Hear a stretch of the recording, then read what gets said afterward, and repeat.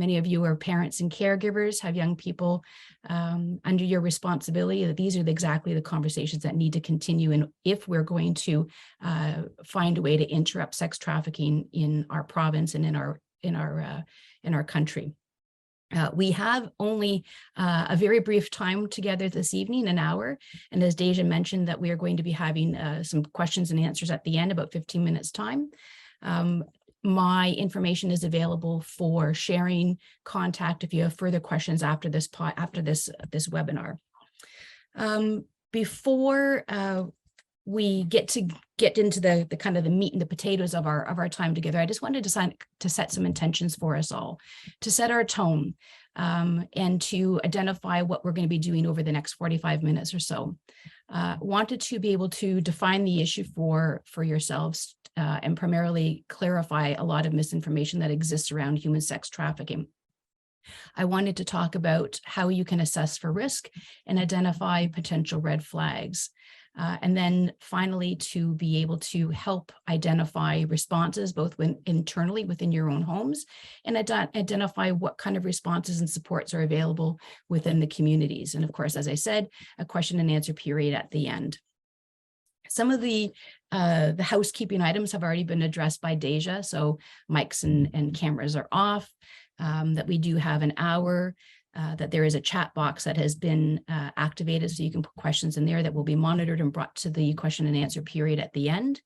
I wanted to talk about the sensitive content of what we're about to explore, that there may be some emotional activators for some of us, that I have been doing this work for quite some period of time. And so I want to acknowledge that what may come off as a flippancy, or as a matter of factness to it is simply because I've been doing this work for a while, and I mean no disrespect to the issue or to the individuals who have been affected by this, either the survivors, voice first, victims, or their families.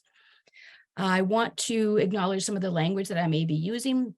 I'll be mindful of it, but that it is part of the conversation. And then I also wanted to acknowledge the survivors. And a lot of workshops and webinars that people are doing these days, there's often a land acknowledgement. And I wanted to include a survivor first voice acknowledgement, that I may be telling stories or narratives that do not belong to me specifically. I may be using numbers and data that belong to human beings, that they belong to daughters, mothers, sisters, aunts, nieces, nephews, brothers, and to recognize that there are human beings attached to these narratives, that they aren't just disturbing stories, that they belong to human beings who have been impacted by this. I wanted to set the tone, and I wanted to, as much as possible, make this an informal, engaging, safe space for conversation, for curiosity. Then when we get to the Q&A at the very end, I want you to feel as comfortable as possible in asking the questions that may be rumbling around in your brain now, or have been for a little bit of time, which brought you to this evening. And I will do my best to answer them with compassion and understanding. There is a lot of content in a very short period of time. But it is very much in a nutshell, but we'll try to get to scratch the surface of this for yourselves. I want you to be kind to yourselves and to seek supports if necessary. If any of the information or the data or the conversations rattle you in any way, to invite people into your life to talk about what you've learned tonight. The mere fact that you've shown up this evening, I think, is highly important. Parenting, caregiving for other human beings is incredibly difficult work. It does not come with a guidebook. And I think that, again, your attendance here is showing a very proactive response in trying to support the individuals in your life. So the greatest goal of our time together really is to develop an awareness, increase your knowledge about this. This is not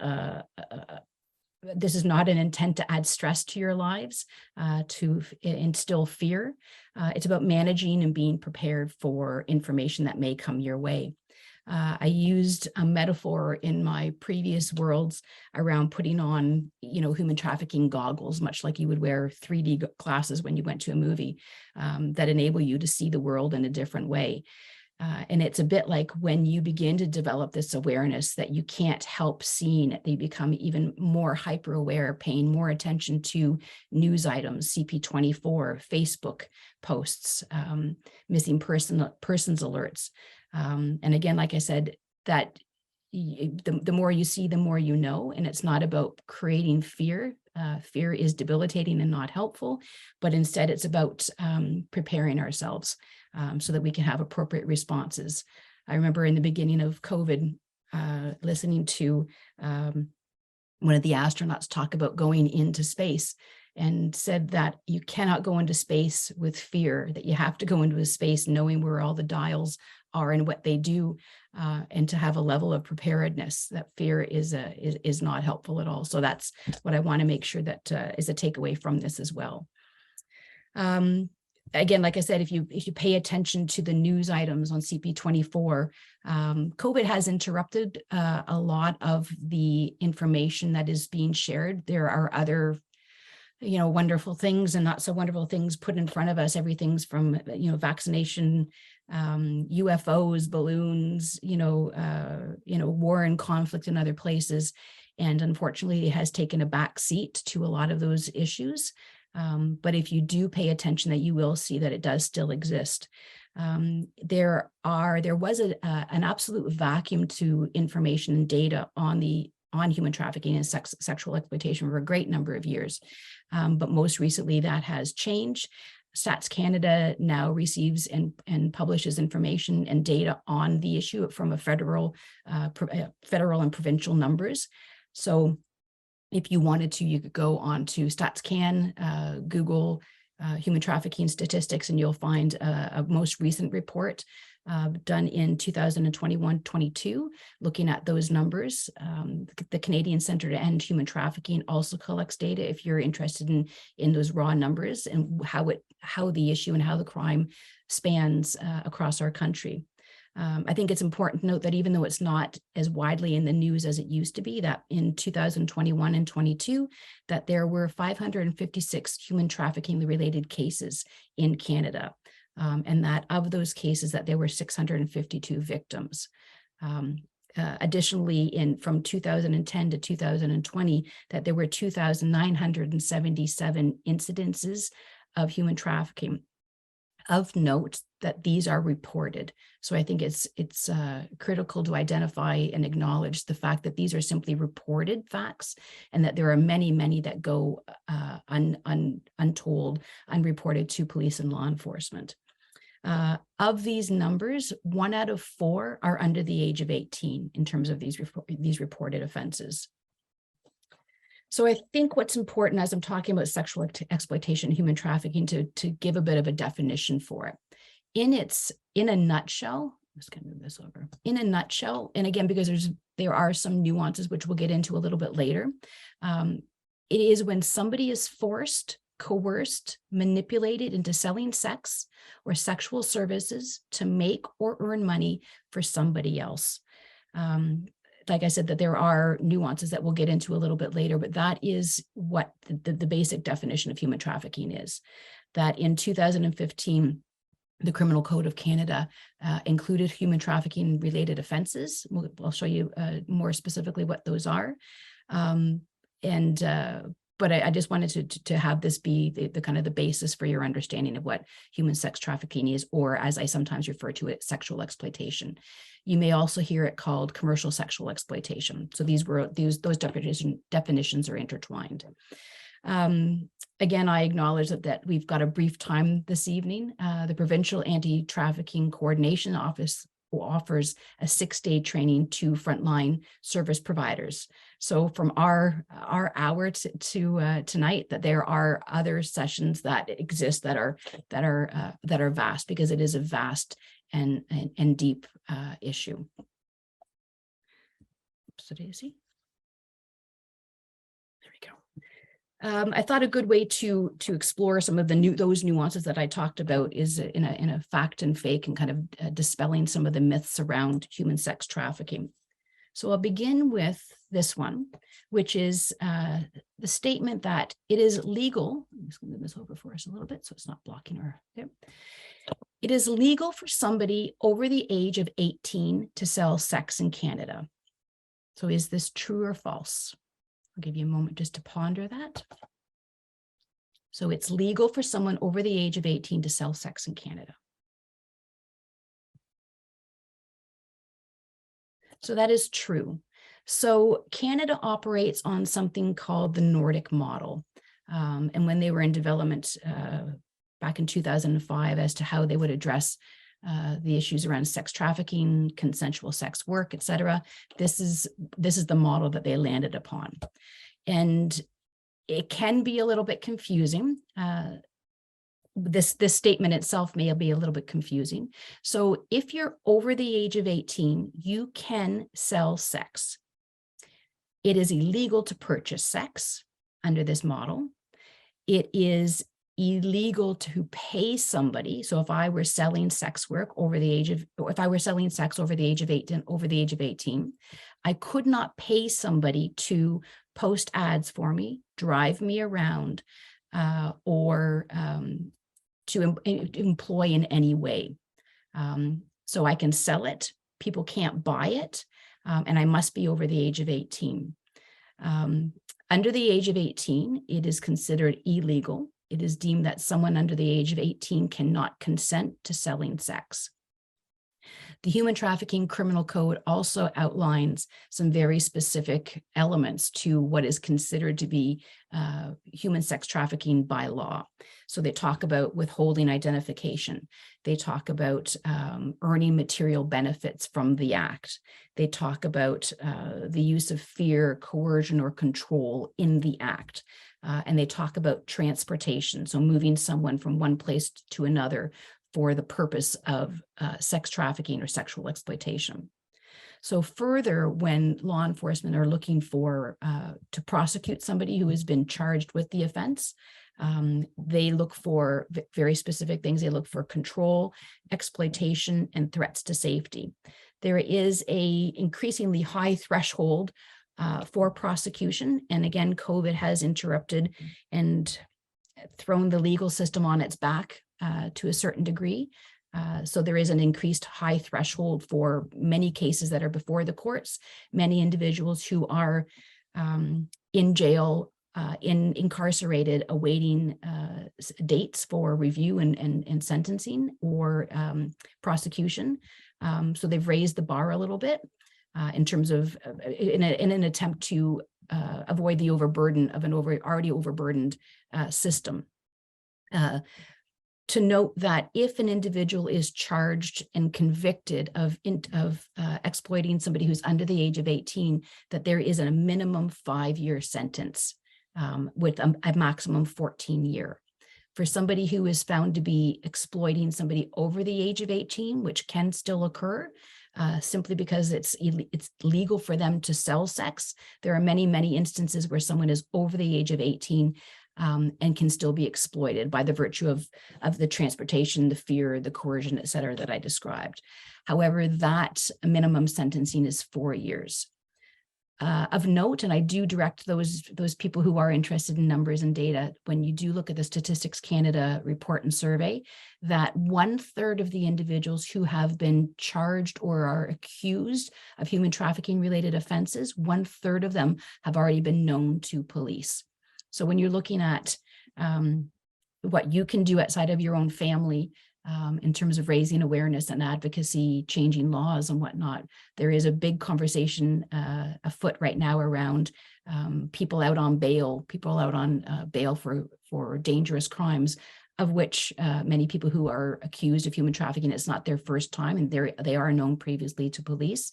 So you can write Arnold Verson, you could write your local MPP, you can be active and voice your concerns around these types of things. So our next slide is the statement that I think is is an interesting one, and one that I come across quite a bit, is the statement, many young women are kidnapped from malls or parking lots by strangers for sex trafficking. And many of you may be nodding your head and saying, yes, I've heard that before, or I've been on Facebook and I've heard the story of the young woman at the Oshawa Mall whose mother interrupted her young daughter having her head shaved or her hair cut in the bathroom stall, or the Facebook pages and posts that talk about, if you come across a tag on your windshield wiper, don't touch it because it means that a human trafficker has tagged you and is prepared to kidnap you or take you. This is a false statement from my experience, and doesn't bear out in any of the cases that are before the courts or are in the numbers from Stats Canada that I talked to you before about. Most, if not all, the individuals who are victims of sexual exploitation or human trafficking know their traffickers, know the individual. There is a something called AFP fact check. So if you come across any of these stories or statements online, then you can use that website to fact check whether or not these are founded. And many of them, if not all of them, are unfounded. I think that we as human beings, we need to have an ogre. We need to know how to protect ourselves. And so by saying that this is the way it happens, or this is how we can protect ourselves, gives us a sense of comfort. It's not the movie Taken. There's no Liam Neeson here. The young women that I have worked with historically, and I know my counterparts in the community have worked with, they've known their traffickers, that there's been a relationship with them. And again, I don't know what's more comforting, is the idea that we can actually do something. So, talking about it in education, or whether or not that it's an unknown boogeyman that takes indiscriminately our children.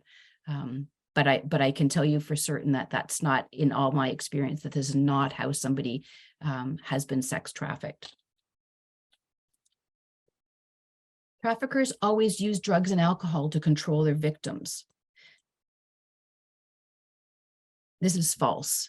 So, and it is false because of the use of the word always. So many individuals who have been victimized or experienced sexual exploitation have used drugs and alcohol. So there is an interconnectedness to the crime, to the exploitation, but it's not always a way that the traffickers create reliance or control with their victims. There's a variety of different ways that we'll talk about in the next couple of slides about how pathways to exploitation. Many of the individuals I've met, and historically, again, with the data supports that they have used drug and alcohol to dull, to make themselves ready, to tap out, to be able to get through the experiences that they're getting through. Quite often, if they meet their trafficker through parties, hotel parties, through acquaintances, that they will use drugs and alcohol to as part of that initial experience of partying and get to know the individual, and that the trafficker will then consider that a debt that they have to pay back. Well, at that party or over that weekend that we were all partying together in that hotel, you consumed a great amount of alcohol, you consumed a great amount of Molly or Coke, and now you got to find a way to pay us all back here. And here's exactly how you can do it. We've known individuals who use different strategies to be able to cope, not alcohol or drugs. We had a few individuals who were compulsive list makers and who sought to find their control in that activity of being very well regimented, that their days were mapped out. We've known other individuals who have found control in food dysregulation or food control. So it's not always drugs and alcohol. The thing with sexual exploitation and people who are vulnerable to it is that they often have pre-existing vulnerabilities and trauma histories. And so the layers of drugs and alcohol and trauma can get intertwined. And especially if they've used them as a matter of cope to be able to get through, then there obviously becomes a physical reliance. And so in my previous places of business at Covenant House Toronto, or at the Murray McKinnon Foundation, working with young women to untangle substance use, substance reliance, developing new coping strategies, and then getting to, you know, that kind of onion of peeling back the layers of the historical traumas of their lives. Victims don't often report this crime because of shame, trauma bondage, fear of reprisal, and lack of resources. So this is true. There's many layers, and when we've talked to survivors and first voice individuals over the years, all these reasons are exactly why they don't report. Covenant House and Dr. Amanda Noble did a exiting research study that talked to survivors and individuals across Canada, looking at the fact that it takes them at least 7 attempts to exit successfully from exploitation. Many of them believed that they would not be believed, that there was a fear of physical harm to themselves or their families. There was an incredible amount of shame for those who believed that they gave consent and said that this was okay, that they were engaging in this activity. Many people are moved from city to city, from Kingston to London, Ontario. You may have heard of the 401 corridor as a major way that trafficking victims are moved across the country. So if you wake up in Kapuskasing and you wake up in Sudbury and you don't have your identification because it's been taken from you, how do you go about getting support? How do you know where in this community the supports lie? So there's a variety of reasons why they don't report. They also know that in going to court, if they are going to report, that it's not an easy process, and that it can be horrifically re-traumatizing to endure that. And for some victims, it's not the first time that they will have interfaced with the police, and their experience from oppressive diversity and equity lenses does not make the police a safe place for them to consider seeking safety from. So there's a variety of reasons why. I also want you to consider something called Biderman's chart of coercion. The question often has come up, why didn't they just leave? So it's for the reasons that I've just explained. But Biderman talked about prisoners of war and how they were affected. You'll also hear about Stockholm syndrome.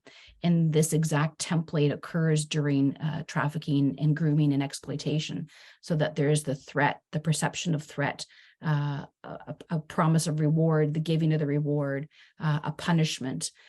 So there's this cycle that occurs, which follows a pattern that reinforces the trauma bond and the relationship between the victim and the trafficker, that makes it difficult for them to leave, that makes it difficult for them to have introspection and an ability to see what's happening to them. And just, again, as I said, just absolute fear. So I want to talk now, I'm conscious of time, so it's just hit 7:30. I want to talk about the pathways to exploitation. So as I said, we talked about, knowing the ogre, wanting to know the ogre. When I began this work back in 2013, we were still using language around juvenile prostitution. We were meeting individuals who were engaging in survival sex at Covenant House Toronto, who were underhoused and exceptionally vulnerable, that they had, we had a victim profile, that they had child welfare involvement, that they had histories of sexual exploitation or of sexual abuse, that there were mental health challenges, that they had a pre-existing substance reliance, low self-image, et cetera, that there was this victimhood profile. And then as the years went on, we began to meet more and more young women who were engaged in pro-social activities, who had intact families. I spoke with one mother one day who said, I don't know how this happened. We just together marched an anti-human trafficking awareness march. And yet her daughter found herself a victim of exploitation.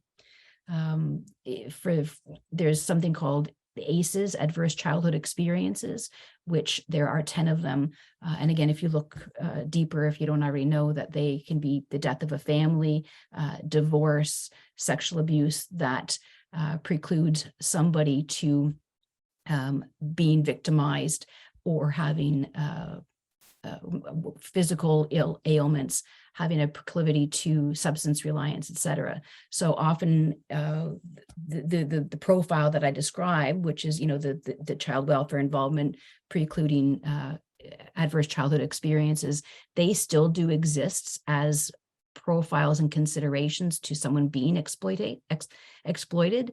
However, what we found, as I said, is that there are also individuals that there is some vulnerability. So individuals who are enrolled in university, who have families and good relationship with their families, that there is some need that requires filling. Whether it's an economic need, a sense of belonging, a sense of needing to be desired. And most recently, over the past year, talking with young women who described a kind of fourth and fifth wave feminism around female sexual empowerment, and that they felt that they had an ability and a right to use their bodies in these ways to sell sex, to make money. And many of these young women were under the age of 18 and were, skipping school or going away to Niagara Falls for the weekend to make money. And under this auspice of saying, well, it's only a blowjob. I'm in control. I know what I'm doing, and I can make an awful lot of money doing this. But there is some need, some vulnerability. When we talked, we did research at Covenant House that 71% of the individuals did have child welfare involvement. It is often and remains true that the most vulnerable of our communities, so missing, murdered, and Indigenous women, people from the LGBTQ communities, do remain the most vulnerable. So there's a spectrum to the victimization, but within that spectrum, there are those who are engaged in pro-social activities and would not necessarily be historically considered to be victims. I'm going to play this video for you quickly.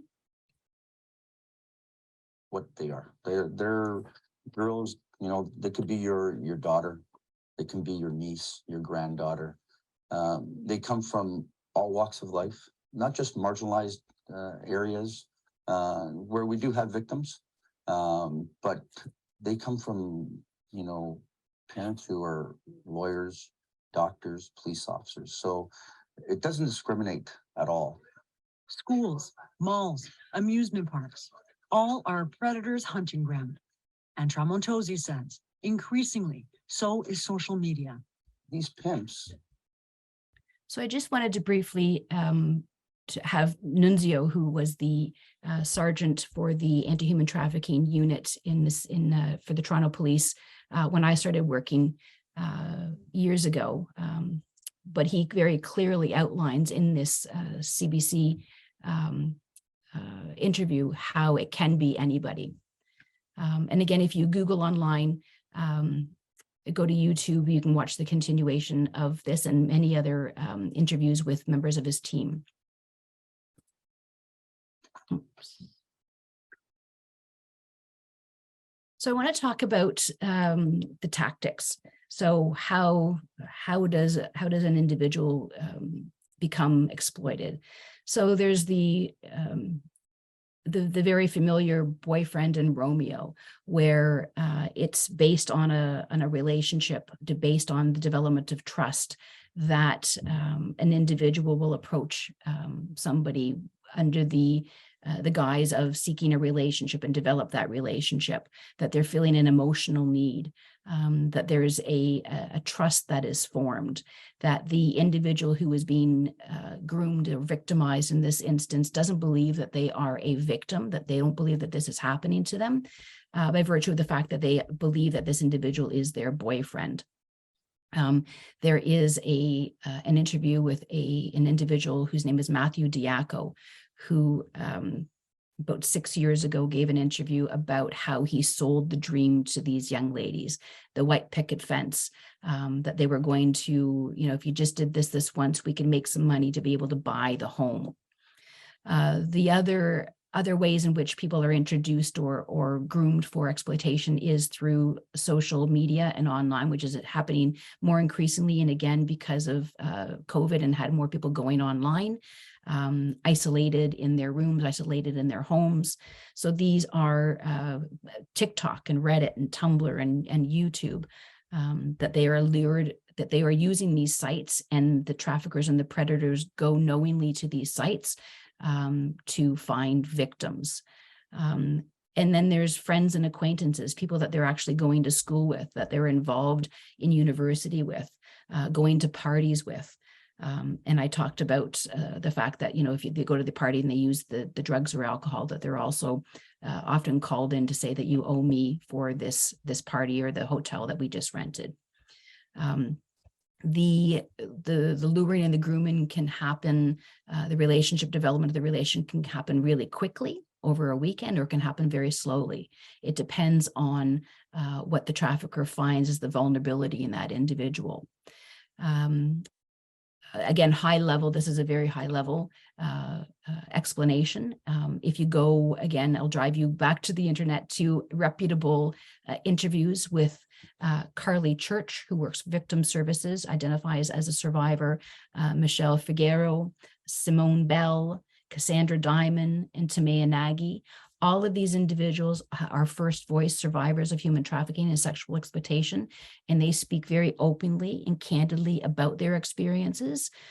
They vary somewhat from the other, but again, they all describe that there is that similarity, that there was some vulnerability. So in terms of, whether someone's entering into the experience as a boyfriend or through someone they meet online, that there are these stages of grooming that can be followed and witnessed. So there's the targeting. So if I'm on social media and I see an individual who's posting a lot of selfies and making comments about not feeling pretty enough, or is seeking kind of those thirst comments from their viewers. If I'm out at a mall and I'm making eye contact, offer a compliment to the group, and all but one of the girls tells me to go soak my head, but one of the young girls makes coy eye contact, I know that there's some sort of vulnerability to them, and I may pursue in the targeting. This is a business. This is all that these individuals and these predators do. If you go on to Amazon, you can find books on how to be a pimp, and it follows this exact thing, and has been.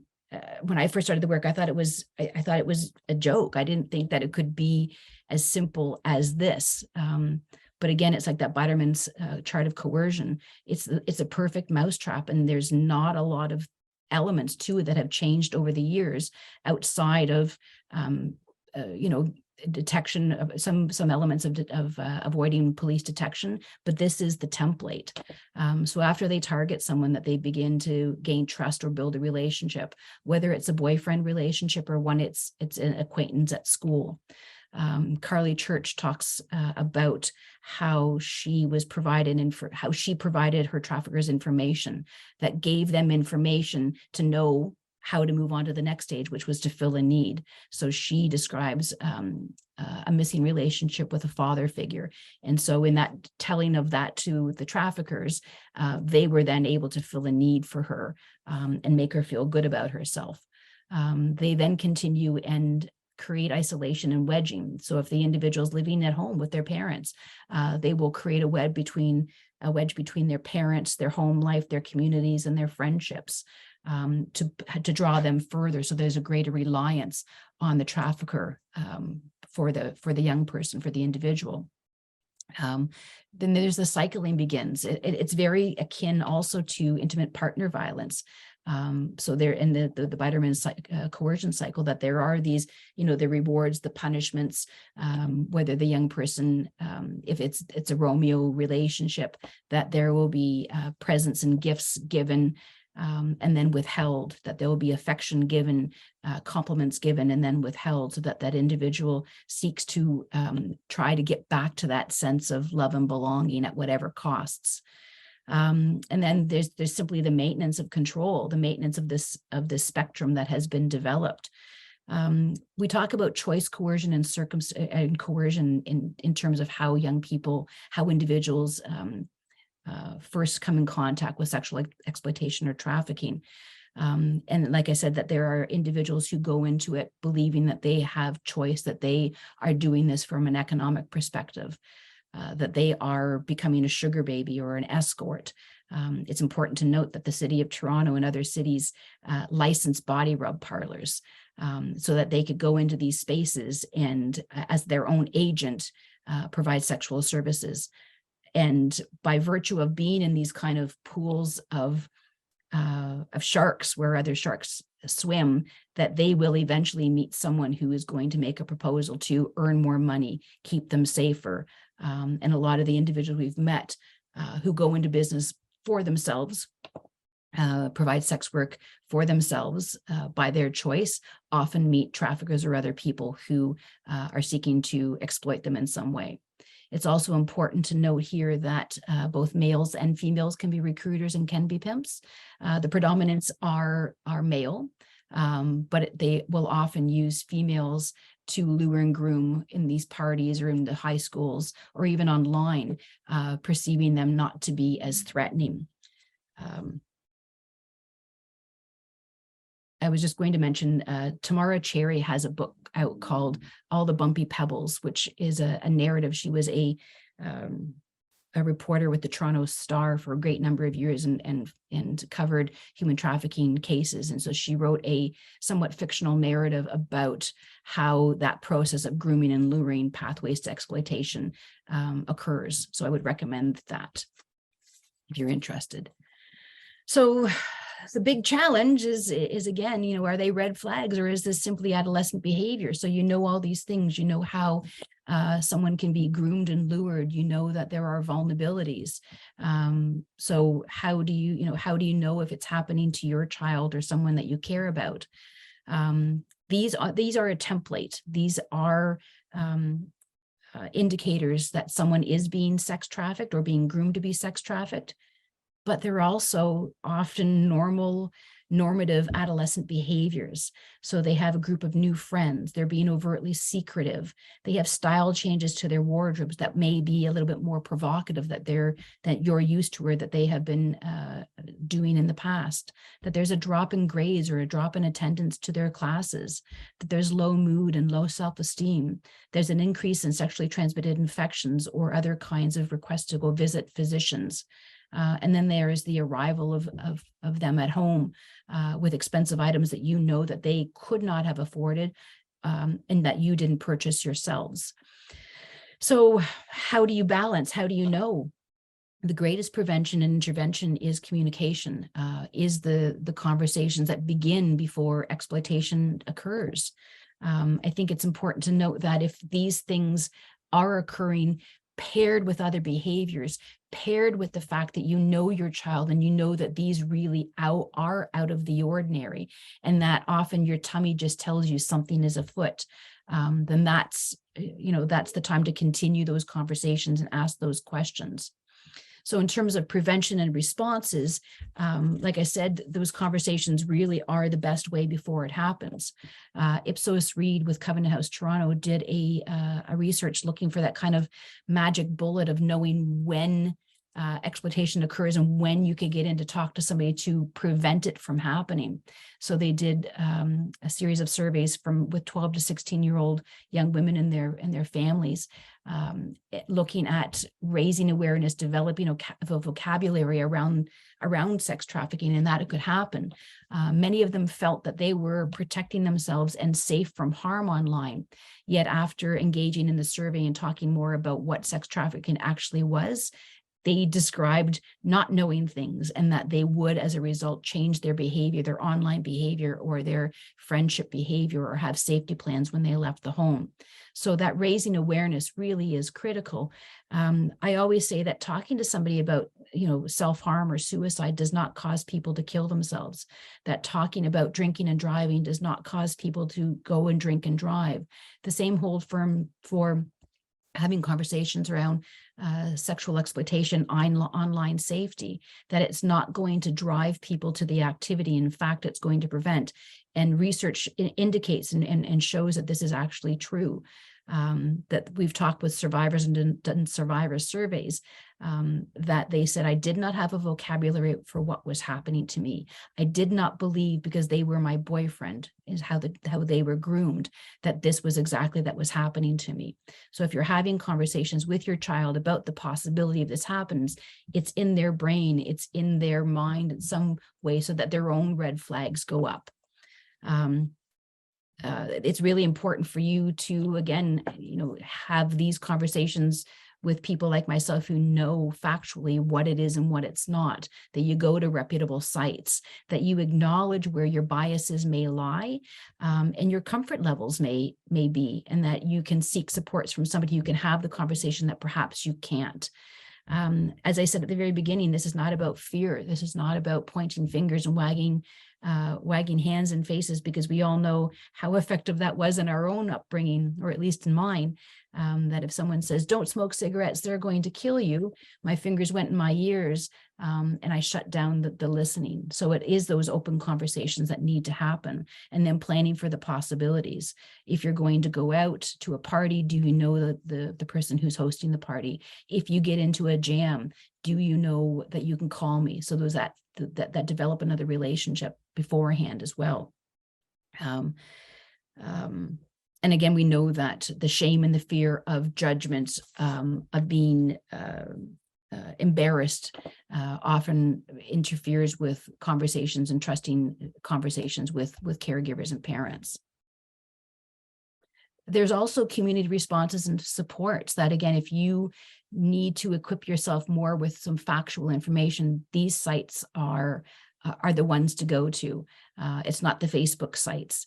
There are increasing numbers of parent supports online as well. Bridge North, Debbie Pond, Linda Harlos has some good webinars, Instagram. There's thankfully an increasing wealth of actual and factual resources out there for individuals who are supporting survivors, but also parents and caregivers.